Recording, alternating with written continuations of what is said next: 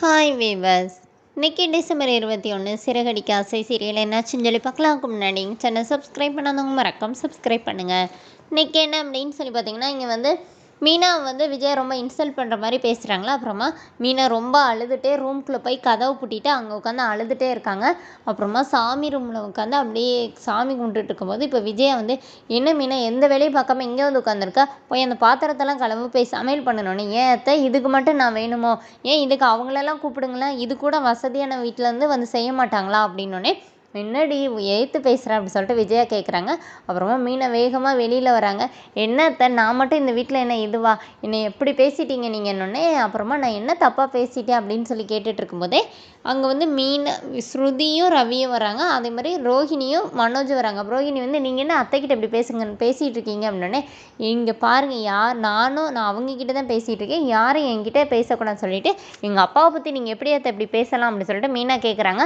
அதுக்குள்ளே அண்ணாமலை வர்றாரு. அப்போ அண்ணாமலை பார்த்தோன்னே இவங்க விஜய் என்ன சொல்கிறாங்கன்னா, ஏதோ அமைதியான பொண்ணுன்னு சொன்னீங்க, எப்படி கத்துறா பாருங்கள் நடு வீட்டில் நின்று அப்படின்னோடனே, நீ பேசுனது தப்பு தான் விஜய், அதனால தான் அவள் அப்படி பேசுகிறா அப்படின்னோடனே இப்போ ரவியும் சொல்கிறாரு, ஆமாம் நீங்கள் வந்து அண்ணியை அப்படி பேசியிருக்கக்கூடாதுமா அப்படின்னோடனே இப்போ ஸ்ருதி என்ன சொன்னாங்கன்னா, எங்கள் அம்மா கேஷுவலாக தான் கேட்டாங்க, அதுக்கு நீங்கள் எதுக்கு அப்படிலாம் பேசுனீங்க, நீங்கள் பேசின தப்பு தானோடனே இப்போ அண்ணாமலை என்ன சொல்கிறாருன்னா, பார்த்தியா எல்லாருக்கும் தெரியுது நீ பண்ணது தப்பு தான் அப்படின்னோடனே இப்போ விஜய் என்ன சொல்கிறாங்கன்னா, இவ்வளோ ரோஷம் வருதில்ல, இப்போ கூட அவள் ஏன் நம்ம வீட்டிலேருந்து நம்ம போட்ட நகை தானே போட்டிருக்கா அப்படின்னோடனே இப்போ மீனை வேகமாக ரூம்குள்ளே போயிடுறாங்க.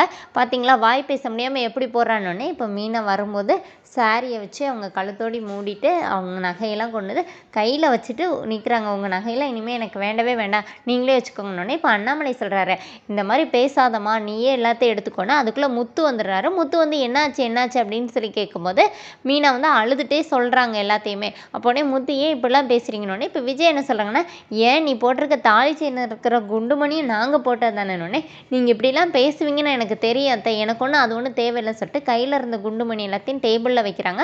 வச்சுட்டு அந்த சாரி முந்தானி எனக்கு வந்து மஞ்சள் கயிறு மட்டும் கட்டியிருக்காங்க, நான் வந்து உங்கள் பையன் கட்டின தாலி என் கழுத்தில் தான் இருக்குதுன்னொடனே இப்போ அண்ணாமலை எல்லாருக்குமே ஒரு மாதிரி ஆகுது. என் கழுத்தில் இனிமேல் ஒரு குண்டுமணி ஏறன்னா அது என் புருஷன் சம்பாத்தியத்தான் தான் இருக்கணும், அது பாவப்பட்டதுன்னு யாரும் சொல்ல முடியாதுல்ல அப்படின்னோடனே வீட்டில் எல்லோரும் ஷாக்காகி நிற்கிறாங்க.